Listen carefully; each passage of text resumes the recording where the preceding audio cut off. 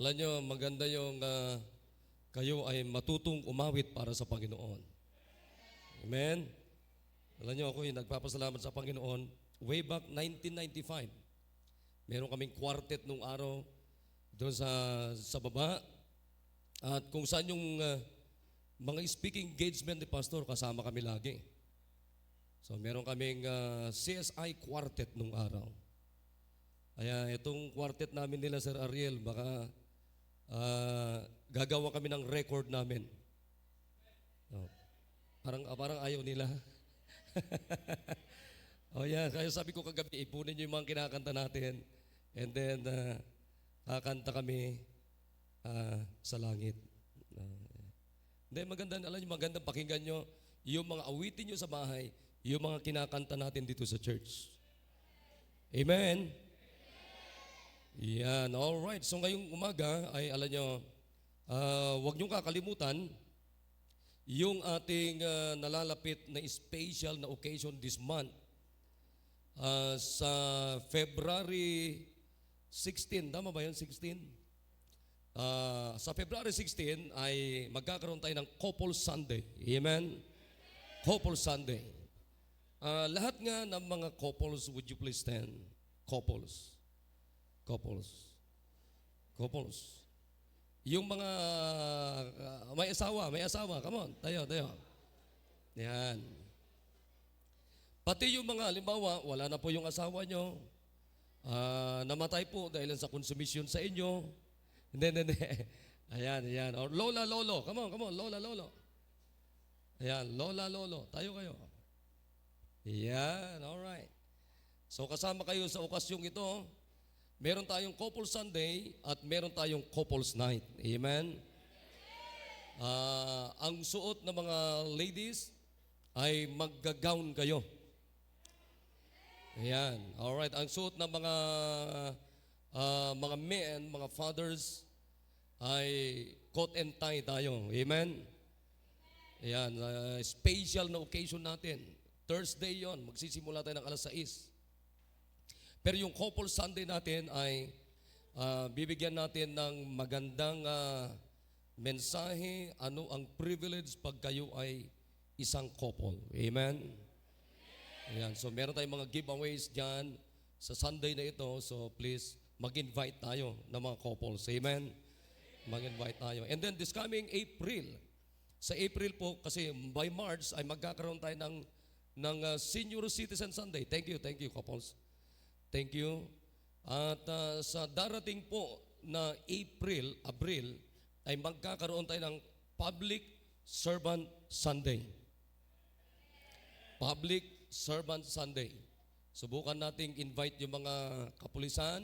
Tandaan nyo, ang pulis ay isang public servant.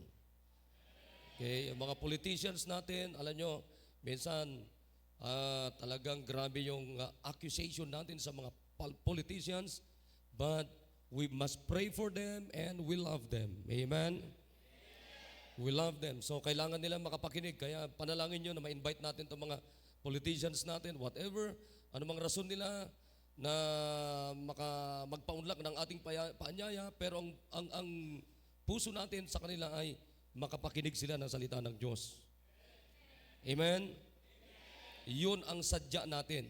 Hindi tayo mag-i-invite sa kanila para pasukin, para pahintulutan na pasukin ang ating simbahan ng mga politicians. But we need them, we pray for them, we love them, na sila ay makapakinig ng salita ng Diyos. Amen? Malay nyo, maligtas sila at doon magsisimula ang kanilang magandang buhay sa Panginoon. Amen? So, yan po yung ano natin. Ipag-pray nyo po yan. Pag-pray natin yan. Then of course, mamaya huwag niyo kakalimutan ang ating service mamayang hapon. At yung ating lunch, soul winning lunch ng bawat grupo ay wag niyo gawin yan na compliance. Kaya kayo mga grupo, kung saan kayo grupo na kabilang, huwag kayong uuwi. Pinakamaganda mag-join kayo doon. Amen? Mag-join kayo.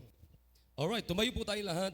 Alam mo, iniisip-isip ko, sapagkat meron akong mga messages, meron akong isa, dalawa, meron akong dalawang nakahanda in advance na mensahe para po sa inyo. Na ginawa ko po yan. But nagpipray ako habang nakaupo dyan. Kaya yung mensahe kanina, itutuloy ko sa inyo sapagkat hindi ko natapos. Amen? Itutuloy natin. Alright, let's go back to John chapter 6. Kasi yung iba rin ay nandyan din sa mga Sunday school at yung iba rin, Sunday schoolers. At yung iba rin, habang nagsa-Sunday school tayo dito, tulog din sila kanina. So parang wala din. Diba? Kaya balikan natin. Amen? Yan, alright. Balik tayo doon sa binasa natin. Babasahin natin ito lahat hanggang marating natin o maabot natin yung verse number 14. Nandiyan na kayo? Amen? Okay, verse number 1. Basahin natin sabay-sabay. John chapter 6, verse number 1. Ready, read. After these things, Jesus went over the Sea of Galilee, which is the Sea of Tiberias. And a great multitude followed him, because they saw his miracles which he did on them that were diseased. And Jesus went up into a mountain, and there he sat with his disciples. And they passed over a feast of the Jews, who was nigh. When Jesus then lifted up his eyes, and saw a great company come unto him, he said unto Philip, When shall we buy bread, that this may eat? And this he said to prove him, for he himself knew what he would do. Philip answered him, 200 penny worth of bread is not sufficient for them, that every one of them may take a little. One of his disciples, Andrew, Simon Peter's brother, said unto him, There is a lad here which had 5 barley loaves and 2 small fishes, but that are they among so many? And Jesus said, Make the meat sit down. Now there was much grass in the place. So the men sat down, in number about 5,000. And Jesus took the loaves, and when he had given thanks, he distributed to the disciples, and the disciples to them that were set down, and likewise of the fishes as much as they would. When they were filled, he said unto his disciples, Gather up the fragments that were remain, and nothing be lost.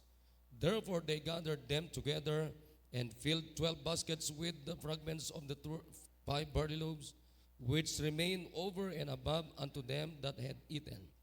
Then those men, when they had seen the miracle that Jesus did, said, This is of a truth that prophet that should come into the world.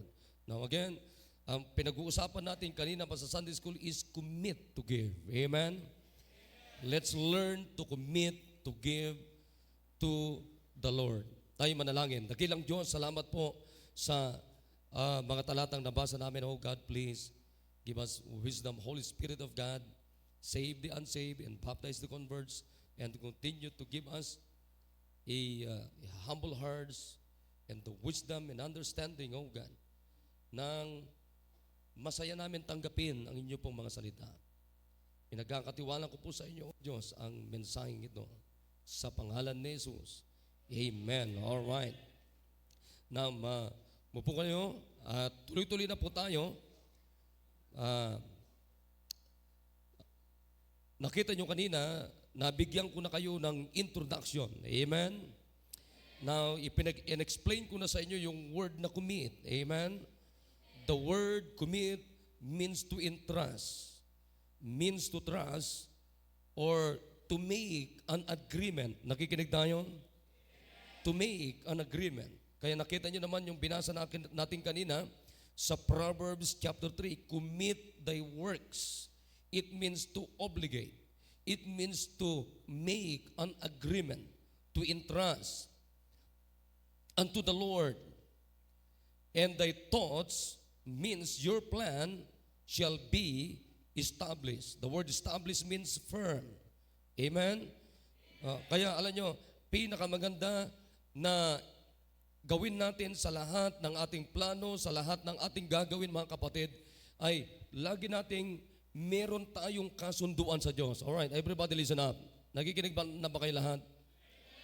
Kaya mupo na maayos, dito pong tingin, kung hindi naman kayo nagsusulat, dalawa lang, dyan sa inyo at dito sa pulpit. Amen? Na, makinig kayo, para hindi na tayo tumagal masyado.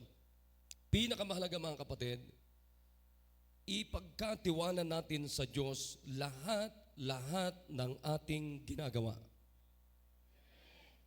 Nakikinig tayo? Lahat ng ating ginagawa, sa Diyos natin ipagkakatiwala, sapagkat pagka sa Diyos natin ipinagkatiwala, yung pong isang bagay, secured tayo sa Diyos. Amen? Secured tayo. We are not just a 10 months security, but it is an eternal security. Kaya makita nyo, maging yung kaligtasan natin, merong tinatawag na eternal security. Why we are secured eternally, even our salvation, because the Holy Spirit is in us. We are sealed with the Holy Spirit of God. Amen? Silyado na tayo ng banal na Espiritu. Kaya huwag niyong kakalimutan, kaya kapag tinanggap natin si Jesus, ang Panginoong Kristo, meron na tayong tinatawag na buhay na walang hanggan. Amen? Meron na tayong buhay na walang hanggan. Now, dito sa binasa natin kanina, mga kapatid, binigyan ko na kayo ng isang punto. Now, ang sabi ko sa inyo, if we, point number 1, if we commit nothing to God, He will have nothing to use for us. Amen?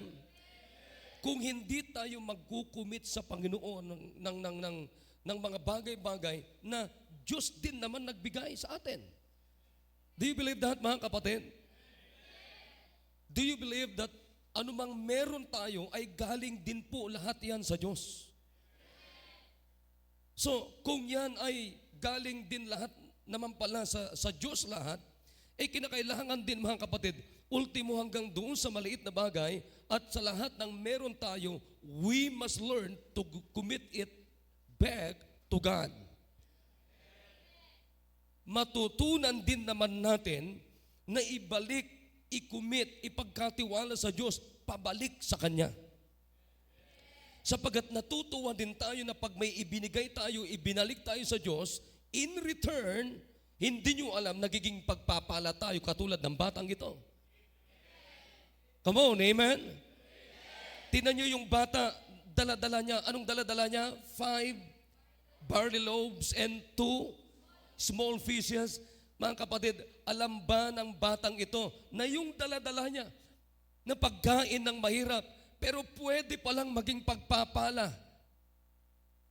Nakikinig tayo, mga kapatid? Hindi nyo ba alam na kahit anong meron ka ngayon, na sabi mo, ito, gamit lang ito na mahirap, pagkain ito ng mahirap, pero hindi nyo alam, yung pagkain ng mahirap ng dala-dala ng bata, mga kapatid, sinare niya, ibinigay sa Panginoon, ang nakinabang libu-libong tao. Wow! Amen! So we must learn to commit something, because if we commit nothing to God, He will have nothing to use for us. Amen. And then number 2, commit all what you have. Commit all what you have. Amen. And Jesus will turn it into something great. Amen. Akalain mo, mga kapatid, kung titignan ng mayaman yung dala ng bata, walang kwenta yun. Pero ibinigay ng Diyos yun, mga kapatid. Pinagpala ng Diyos at nakapagpakain ito ng libo-libong katao. Amen. Do you remember the poor widow in the Bible? Naalala niyo rin, mga kapatid, yung babaeng balo na ginamit din ng Diyos in Mark chapter 12. Punta natin. Mark chapter 12 in verse number 42. Mark, come on. Lahat magbuklat. Mark chapter 12 in verse number 42. Tignan nyo, ang ganda niyan. Ano sabi ng Bible diyan? And there came, verse number 41, and Jesus sat over against the treasury, beheld how the people cast money into the treasury. Nandun ang Panginoon. Bantay-bantay niya doon sa pinaghuhulugan ng mga tao doon sa templo. and many that were rich. Rich, mga mayayaman. Cast in much. Nandiyan na ba kayo sa verse na binabasa ko? Come on, maupo kayo. And then sabi ng Bible dyan sa verse number 42, and there came a certain poor. Amen? Nandoon yung mga mayayaman, naguhulog sila doon. Kitang-kita, binabantayan ng Diyos. Makinig kayo. Pag tayo ay nagbibigay sa ating simbahan, kitang-kita ng Diyos yung mga binibigay natin. Do you hear me? Amen. Wala tayong binibigay sa ating offering envelope, mga kapatid, sa ating giving, any commitment, any amount na ibinibigay nyo dyan sa ating offering, mga kapatid, nakikita lahat ng Diyos yan. And He knows your intention. And then in verse number 42, and there came a certain poor widow. May dumating. May mga yayaman dumating, wow, laki ng binigay. Sabi ng Biblia, much, tama. Bigay yung mayaman, wow, 10,000. Bigay yung mayaman, 20,000. Bigay yung mayaman, 500,000. Bigay yung mayaman, 1 million, wow. Biglang may dumating na balong babae. Baka uugod-ugod pa yung babaeng ito. At alam niyo kung magkano yung hinulog ng babaeng balo? Let's see the Bible, amen? And she threw in 2 mites, which make it hurting. Now let me give you how much is the worth of 2 mites. 2 mites. Alam niyo ba kung magkano yung 2 mites? Kung magkano ang halaga? 2 centavos.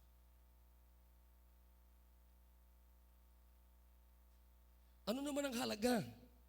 Kwenta ng 2 cents. Nakikinig tayo mga kapatid? Pag ikaw ang tumingin, basura ito. Amen? What is 2 cents? Kumpara mga kapatid sa 10,000. What is 2 cents? Kumpara sa 5,000. What is 2 cents mga kapatid? Compare sa 500,000. What is 2 cents compare sa 1 million?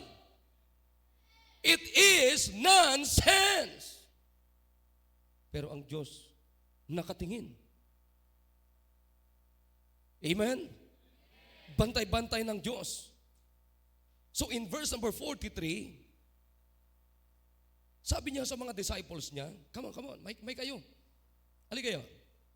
Sabi ng Panginoon sa kanila, and He called unto Him His disciples and saith unto them, sabi niya sa kanila, verily, I say unto you, that this poor widow has cast more in than all they which have cast in to the treasury. Sabi niya sa mga apostles niya, halika kayo ha, nakita niyo yung hinulog ng balong babae? 2 cents.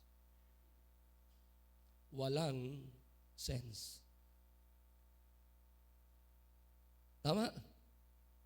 Anong sense ang 2 centavos? Nonsense. Pero sa Panginoon, may sense. Sabi ng Panginoon, halika kayo, nakita niyo yung hinulog ng balong babae? 2 centavos lang. Pero ano sabi ng Panginoon? Itong balong babae, mas marami ang ibinigay kaysa mga mayayamang na nagbigay. Alam niyo kung bakit? Ito sagot. Verse number 44.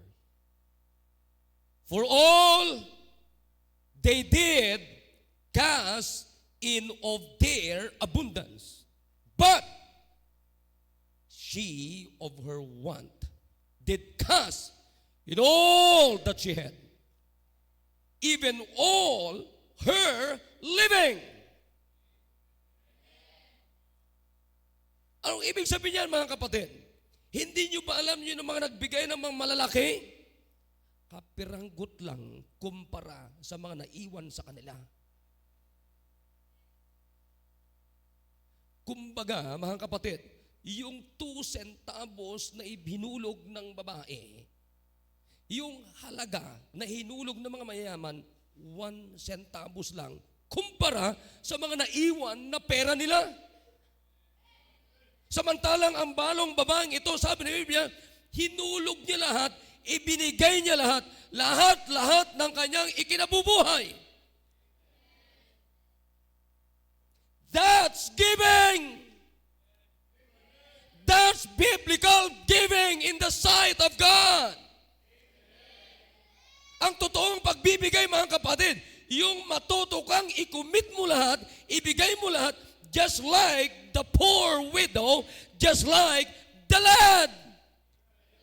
Katulad ng batang ito na may daladalang basket, 5 tinapay na pagkain ng mahirap at 2 small pieces nung hiningi ni Kristo, ibinigay ng batang ito, all, walang naiwan sa kanya. Kaya mga kapatid, yan ang totoong pagbibigay at commitment na tinatawag sa Panginoon. If you commit something to God, give it all. You must learn to give it all. Let's give it all to Jesus. Come on, amen. Kapatid, sabi ko nga sa inyo, what is 5 barley loaves and 2 small fishes that brought by the lad? But when he gave it all to Jesus and became one of the most spectacular to Jesus, a miracle of the Lord Jesus recorded in the New Testament.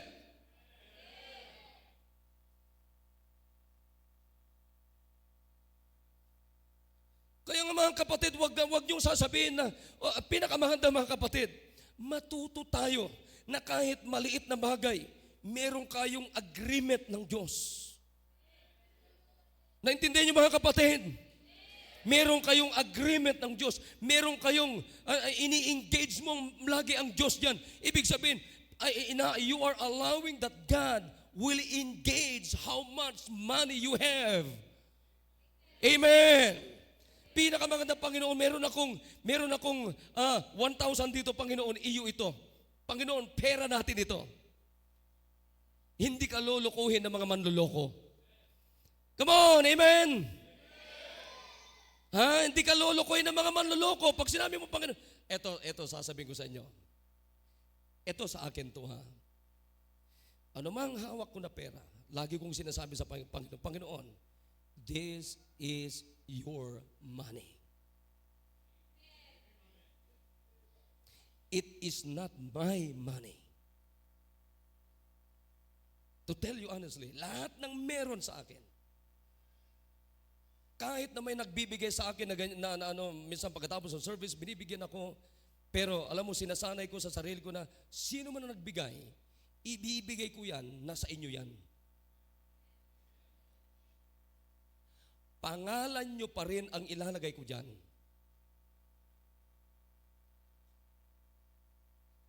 Kaya pag nagbigay kayo sa akin, sisiguraduhin ko mga kapatid na blessing yan sapagkat ibabalik ko yan sa Diyos. Nagkakaintindihan tayo mga kapatid? Sapagkat sinabi ko yan sa sarili ko, lahat ng perang dumaan sa kamay ko, that is not my money, but it is God's money. Any amount that you have, brethren, always engage God. Lagi niyong sasabihin sa Panginoon, meron akong 500 pesos, meron akong 200 pesos, Panginoon, pera natin ito.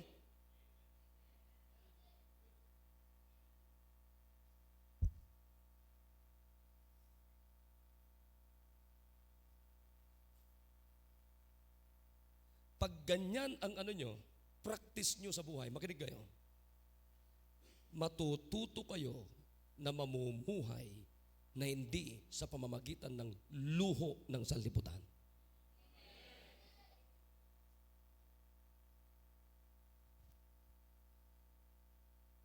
Amen? Kaya pinakamaganda mga kapatid, ibigay natin anumang meron sa atin Sapagkat makita nyo, pag binigay mo yan sa Panginoon, pag ibinalik yan ng Diyos sa'yo, grabe. Tignan nyo to ha. Ito. Number 3 muna tayo. Number 3, commitment has no age barrier to Christ. Nakikinig ba kayo mga kapatid? Yung may commitment ka sa Panginoon, walang pinipili ang Diyos. Amen. Tignan nyo yung bata, nag-kinumit niya yung daladala niya. Mga kapatid, hindi naman tinaboy ng Diyos. In fact, if you're going to study the whole Bible, maraming mga bata sa Biblia na ginamit ng Diyos. Nanuhan niyo ba mga kapatid? Kaya nga mga tatay, mga magulang, ito, nais kong ipaalala sa inyo, nais kong sabihin sa inyo from the bottom of my heart, pag kayo magsisimba, pupunta ng church, kapatid, siguraduhin nyo, mula buong pamilya, nandito kayo. Buong pamilya, nandito kayo. Mula tatay, mula nanay, hanggang doon sa panganay, hanggang doon sa bunso, huwag niyong iiwanan sa bahay. Kaya makinig kayo mga taga-village, yung mga bata dyan, dalhin nyo dito pagsimbahan. May pananambahan, dalhin nyo dito Sunday morning, nandito yan. Dapat Sunday afternoon, nandito dapat yan. Wednesday, nandito yan. Sabado, dapat nandito yan. Every services, nandito yan. Bakit? Mas maigi, mas safe ang mga anak natin pag i-commit natin sa Diyos. At ang mga anak natin, bata pa lamang, matuto na silang at marunong na silang gumawa ng commitment sa Diyos. Para pagka sa Diyos sila nakakommit, mga kapatid, safe ang buhay nila. Secured ang buhay nila. Kaya huwag niyong iiwanan sa bahay niyo, dali niyo sa church. Tinan mo yung bata, nung nakita niya na nandoon si Kristo, may evangelistic meeting, may worship service, pumunta yung bata, nagbaon pa yung bata. Bakit? Sapagkat alam niya na si Kristo mahabang mag-preach. Bakit? Baptize si Kristo. Amen! At nung nandoon mga kapatid, nung nandoon, walang malay yung bata. Bit-bit niya yung baon niya, 5 barley loaves and 2 small fishes. Pero mga kapatid, ginamit ng Panginoon upang pakainin ang mga libo-libong tao, kapatid. At nung ibinalik sa kanya, 12 baskets ang kapalit, mga kapatid. Bagamat hindi tayo nagkukumit para may kapalit.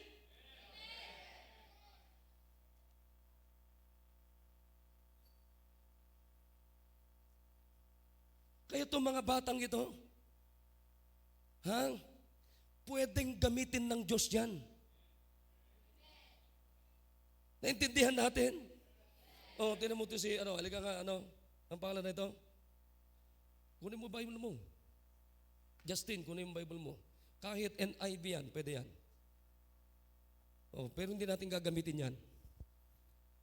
Tinan mo yan si Justin. Manutaw mo Justin. 8, 9, biglang umusad ka agad eh. Kani-kanina lang 8, pero naging 9 ka agad. 9 years old.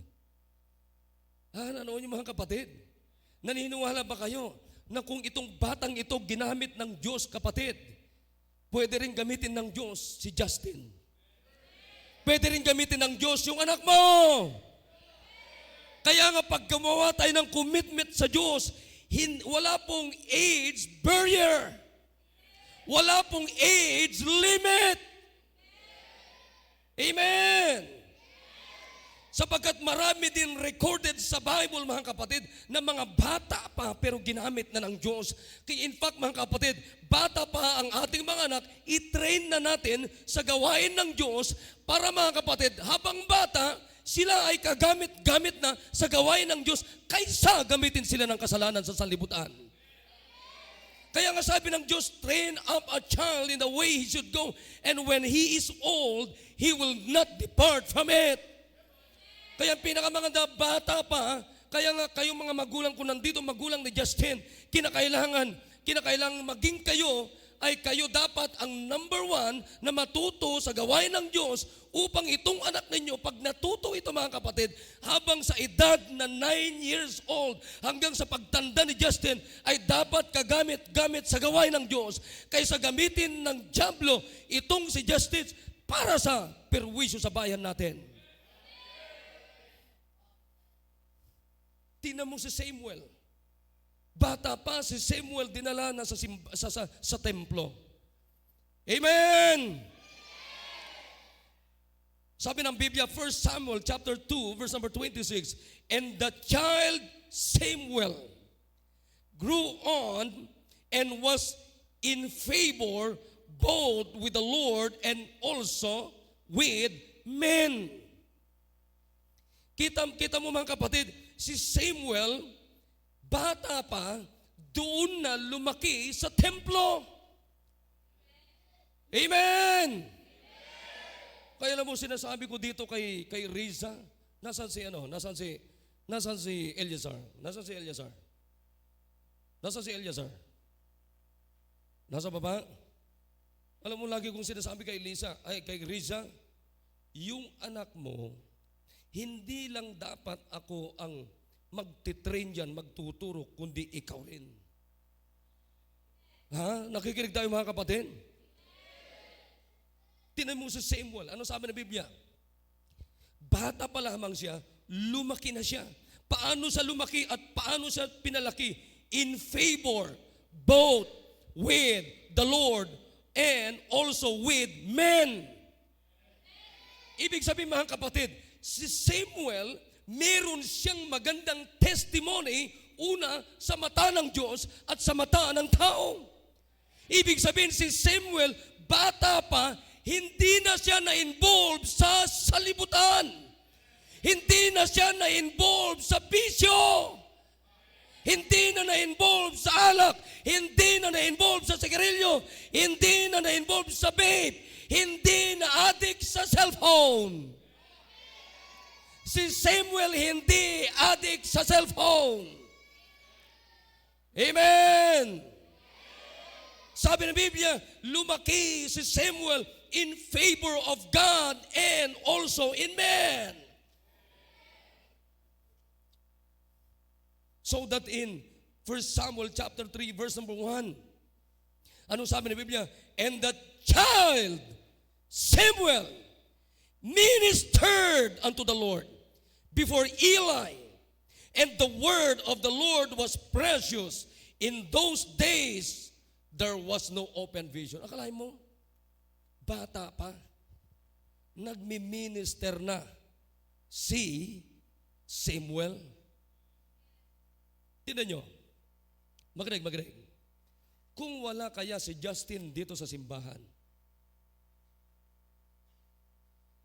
magsusuot kaya ng ganitong kasuotan si Justin? Sumagot naman kayo. Nung napunta sa church mga kapatid, naging favorite color niya yung pink. Gusto ka talaga, Justin, ha? Ano ka ba talaga? Ha? Parang kagabi may binigay si Brad Tom, pamunas ng kotse. Pili. Sabi ni Sir Ariel, nahugot niya yung pink. Teka muna, bakit pink nahugot ko? Kala ko nakakatawa, hindi pala. Magsusuot kaya si Justin ng ganitong kasuotan? Merong kayang ganitong postura at kasuotan ni Justin sa oras na ito kung hindi nadala sa simbahan si Justin? Come on, amen? Sumagot kayo kahit inaantok kayo. Ha? Pero kita mo si Justin. Saan galing ang tawag dito? Best. Saan galing to? Kay? Sino bumili? Mama mo. Hindi sa mama Vicky. Ito, mayaman yung stepmother nito eh. Si Mama Vicky. Noong isang araw, pinapagalitan si Sir Vicky. Kita mo ha, nawawala ka, sabi ni Sir Vicky. Nai-involve ka sa mga Anong kinaadikan nito na ngayon? Cellphone. Oh. Ha? Mga kapatid, alam mo pag na-addict ito sa cellphone, alak, bisyo, makinig kayo, salot ng lipunan ito. Pero pag ito, bata pa, sumasama sa soul winning, sumasama sa pagsusundo, sumasama sa pagdi-disciple, sumasama sa mga Bible study, sasabihin ko sa inyo, nandito ba yung nanay nito? Tumayo ka sis. Tumayo ka. Ayan, tatay, nasaan? Oh, sabi mo sa asawa mo, ha? Ikaw rin, pawala-wala ka, sis. Thank you. Alam mo, pag ito nanatili sa simbahan, blessing ito sa bansang Pilipinas. Blessing ito sa pamilya ninyo. Ha? Isipin nyo to, kung si Justin, mula 9 years old, di ba? Ilang taon ko na nakarating ka dito, Justin? Oh. 4 years old. Ngayon mga kapatid, 5 years old na. 9 na. Oh, sigurado yan. Pag wala dito si Justin, hindi ganito kasuotan niya. Kaya nga mga kapatid, magbigay tayo sapagkat marami pang aabutin ang ating simbahan na katulad ni Justin. Hindi nyo alam yung binibigay nyo kahit sabihin nyo, Pastor, 2 cents lang ito. At least, pag ibinigay mo yan sa Diyos, may sense yan. May halaga yan. I hope nagkakaintindihan tayo. Kaya makinig kayo, wag nyong limitahan ang mga anak nyo, sasabihin nyo. Kaya nga dito si Brother Gary, sinasabi ko kay Brad Gary, nag-Bible study kami sa bahay nila. Sabi ko sa kanya, Brad, ibabad mo ang pamilya mo sa simbahan. Makinig kayo. Kayo mga hindi umaattend ng hapon, umaattend ng Wednesday dahil ang rason ninyo kasi maraming trabaho. Kapatid, kung susundan mo yung dami ng trabaho nyo, ilalayo ka talaga sa Diyos. Pero kung susundan natin ang salita ng Diyos, anong sabi ng Diyos? Seek ye first the kingdom of God. Ilalapit ka sa Diyos. Na tanong, sige, ibabad mo yung sarili mo sa kamunduhan. Ibabad mo yung pamilya mo sa kamunduhan. Saan kayo daldalhin ng kamunduhan? Kinig tayo? Bakit hindi dapat ibabad ang ating pamilya, ating buhay sa kamunduhan? Tingnan natin yung Bible kung ano sinasabi dito. Come on. Tingnan natin. 1 John chapter 2. Come on. 1 John chapter 2. In verse number 15. Nakikinig kayo? Ano sabi ng Bible dito? Basahin natin. Love not the, come on, love not the world, neither the things that are in the world. If any man love the world, and the love of the Father is not in him. Amen. Kung saan natin ibinababad ang ating pamilya, kapatid, doon sila mapapamahal. Doon sila mai-in love. Amen. Huwag nating ibabad ang ating pamilya sa world. Bakit? Anong meron sa world? For all that is in the world, the lust of the flesh and the lust of the eyes and the pride of life is not of the Father, but is of the world. Kaya makita nyo, pag ito si Justin nagbabad sa mundo, mundo ang iibigin niya. At pag napaibig siya sa mundo, ano ang gagawin niya? Ano ang gagawin ng kamunduan sa kanya? Gagawin sa mayabang.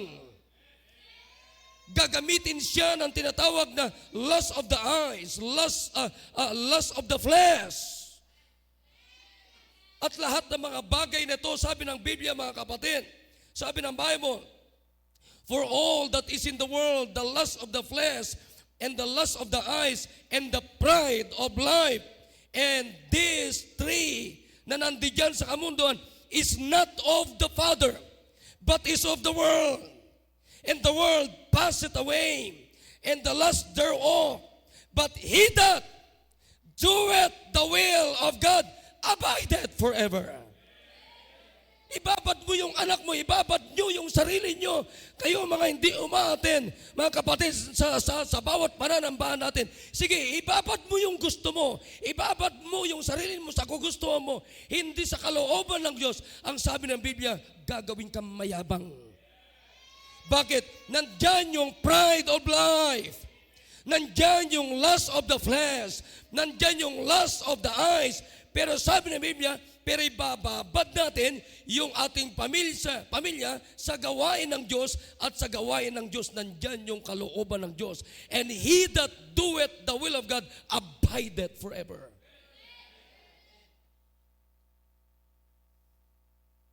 I hope nagkakaunawan tayo. Nagkakaintindihan ba tayo? Oo, sasabihin ko sa inyo, hindi nyo lang alam kung saan dadalhin. Kaya makita nyo, eto na ngayon. Pag ito, si Justin nababad sa kamunduhan, hindi umaaten ng hapon, kasi hindi rin umaaten ng hapon ng mga magulang niya. Ha? Alam, isang araw, kahit hilain mo si Justin, hindi mo na yan maibabalik sa Diyos. Bakit? Na in love sa kamunduhan. Tapos sasabihin nyo sa akin, alam mo, pastor, yung mga anak ko, pinalaki ko sa church, nung bata, ganito, ganyan. Nasaan sila ngayon?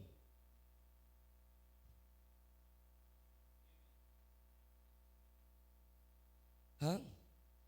Alam mo, pinakamaganda, palakihin natin ang ating mga anak sa salita ng Diyos. Ha? Amen? And the last, pakinggan nyo to. Commit all, again, inulit ko to, what we have, and God will use it for others. The Lord commit all, He brought it all to Jesus and used it to feed the 5,000 people. When we commit something for God, do not think what you can get in return, but think what you can invest for the lives of others. Do you hear me? Pag nag-commit tayo ng anumang bagay sa Diyos, huwag niyong iisipin yung balik sa inyo. Kundi dapat ang iisipin natin, kaya ako magkukumit ng ganitong halaga, kaya ako magkukumit ng ganito sa Panginoon, sapagkat nais kong magkumit sa buhay ni Padre Garcia. Kaya kayo mga interns, you know what Sir Ariel doing for you? He is investing something for you.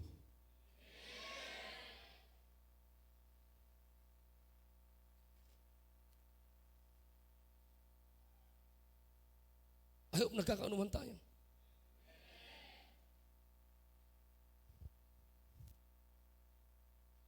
Thank you. Kapatid, hindi ba napakaganda na kung itong batang ito, kung sa tingin natin walang magagawa, sa tingin natin maging yung dala niya walang kwenta, pero kung sa tingin ninyo wala kayong magagawa, sa tingin nyo, walang kwenta kung anong meron kayo. Pero pag ibigay natin sa Diyos muna, magkakaroon ng halaga yan.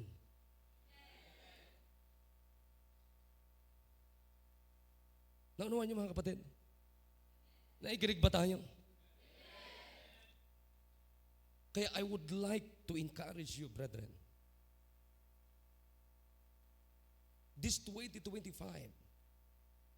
God push us to another level of the blessings of God. So why not start to commit something for God? Ay, kinig tayo. Kahit kayo mga pwede kayo. Pero what is 100 pesos a month? What is 200 pesos a month? What is 300 pesos a month? Pero pag nakikita mo, yung lote natin na binibili natin, ano sasabihin natin? Panginoon, salamat. May part ako dyan.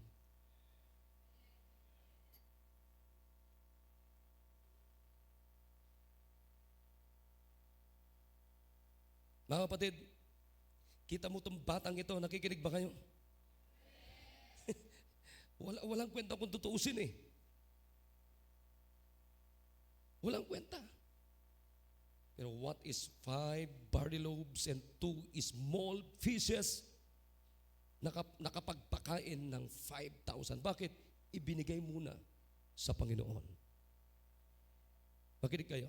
Ang pinaka-channel of blessing natin is the church. Naunawan ninyo? Kaya makita nyo nung pinag-pray ni Kristo, anong ginawa niya?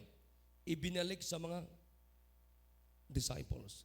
And then the disciples sa mga tao. Makinig kayo. Pinagpala ka ng Diyos, anong gagawin mo? Ibigay mo sa Panginoon through the church. And the church will use it for the ministry.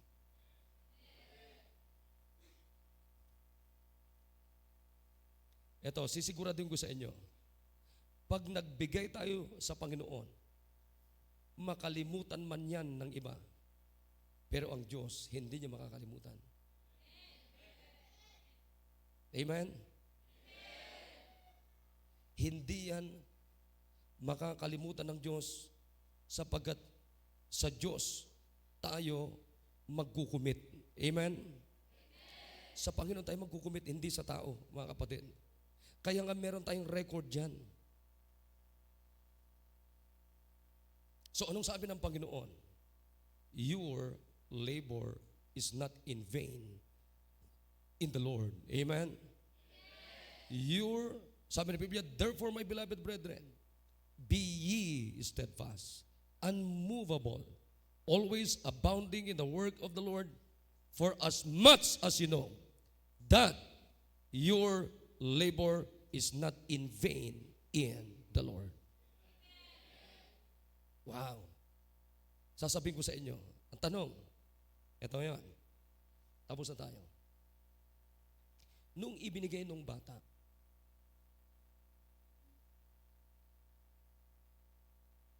naging nonsense ba yun? Pero maaring nung siya pa lang ang may dala-dala yun, wala siyang ibang inisip kundi kanya talaga yun eh. Naunawan niyo ba yun? Baon niya yun. Pero nung hiningi ng mga apostles na dalhin kay Kristo, hindi siya nagdamot. At hindi niya binawasan bago ibigay. Kundi, he gave it all. Amen. At mga kapatid, nung ginamit ng Diyos, nakakain ng buong libu-libong tao. Na makinig kayo. Makinig kayo. Kayo mga miyembro, na pagkatapos ng service, wala kayong pakialam sa grupo nyo. Uwi lang kayo. Pero si Kristo, hindi ganun.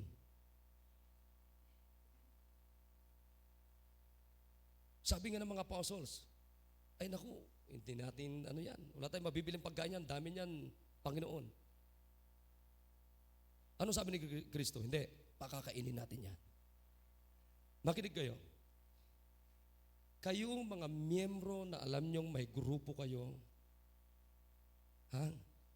pero wala kayong pakialam sa ginagawa ng grupo nyo, na yung mga involved dyan na ano diyan, nagtutulong-tulong yan para mapakain yung mga in-invite sa grupo nyo sa mula sa area ninyo. Hindi nyo ba alam na yung ganyang puso ni Kristo yan?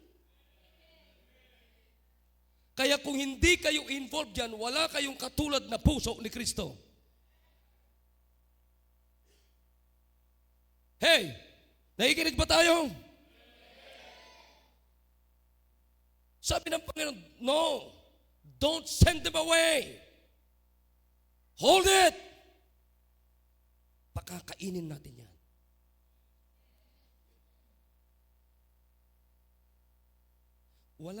Kaya wala kayong pakialam eh. Basta lang, uwi kayo.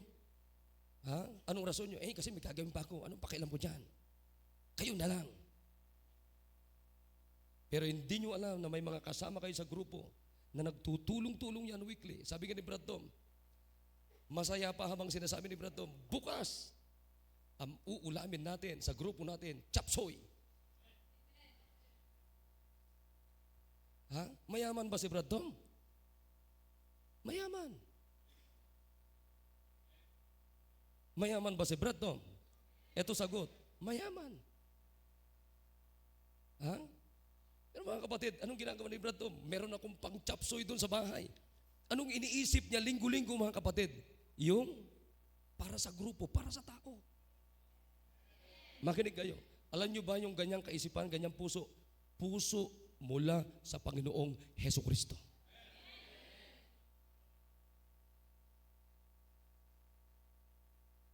Hindi niyo alam na may mga bata dyan na kaninang umaga hindi pa yan nakakain. Na kahit uuwi yan, baka wala pang pagkain. Pero dahil sa tulong-tulong ng bawat grupo nyo, nakakapagpakain kayo. And that's the heart of the Lord Jesus Christ.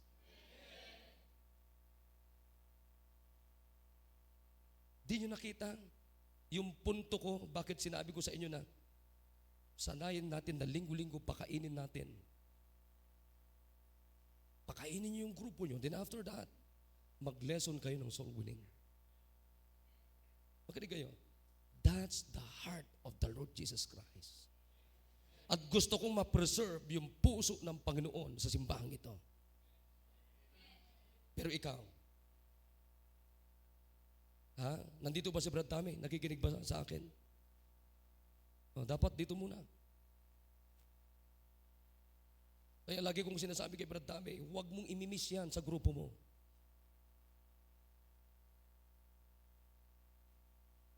Nang tanong ko mga kapatid, do you have a heart like Christ's heart?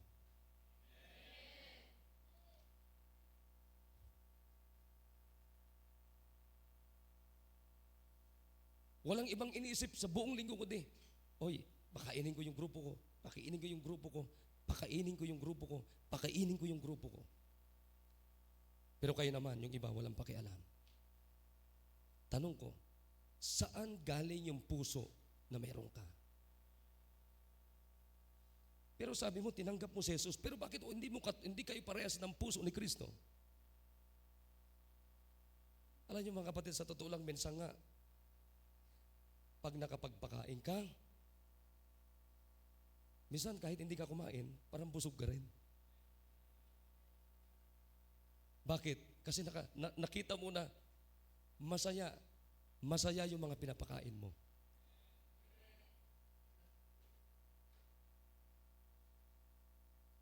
Ngayon, wala tayong ginagawa sa church na hindi galing sa puso ng Panginoon.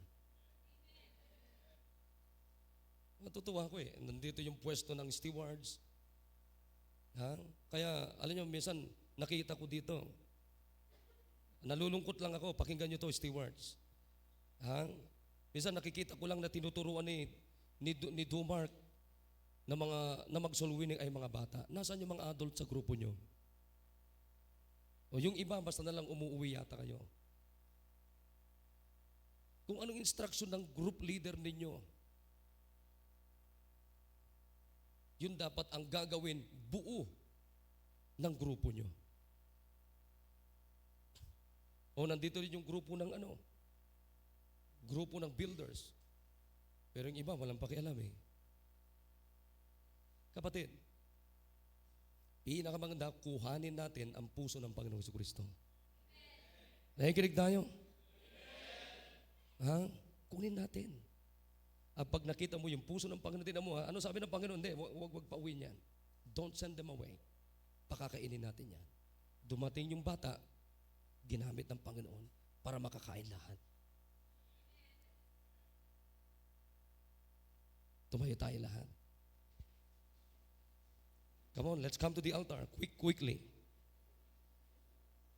Anong gagawin natin? Commit to give.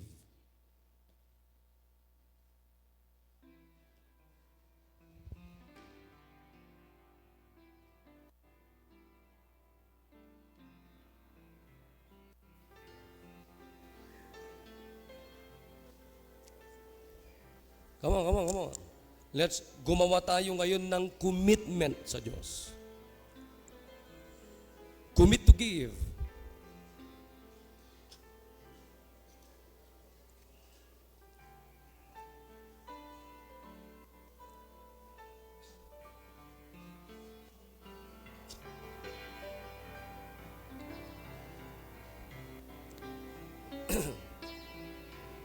Whatever we have, just like the land.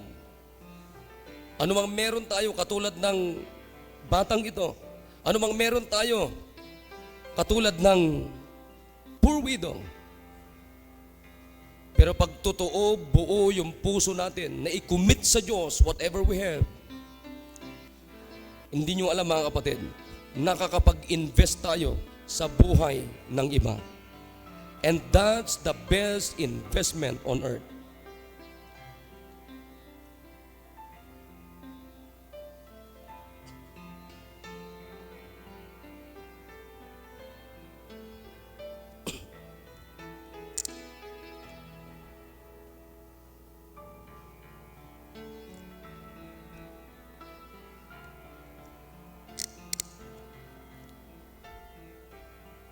Gumawa tayo ng commitment. Mayon sabi nyo, maliit lang itong commitment ko. At maliit lang itong i-commit ko. Pero pag binigay mo sa Diyos yan, just like the land, God will make it great. God will make it great because we have a great God. Gagawin ng Diyos ang dakila yung commitment mo na yan sapagkat meron tayong dakilang Diyos.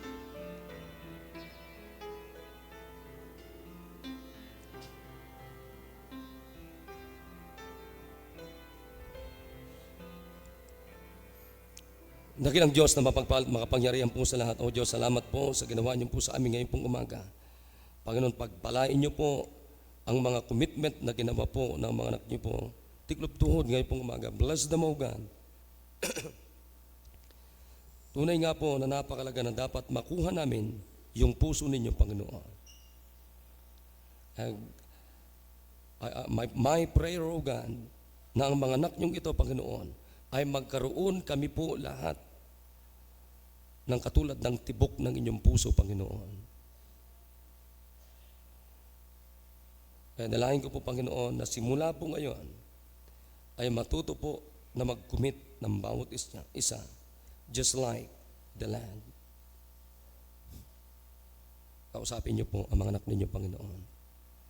Ito po ang aming dalangin na may pasasalamat sa pangalan ni Jesus. Amen. All right, everybody.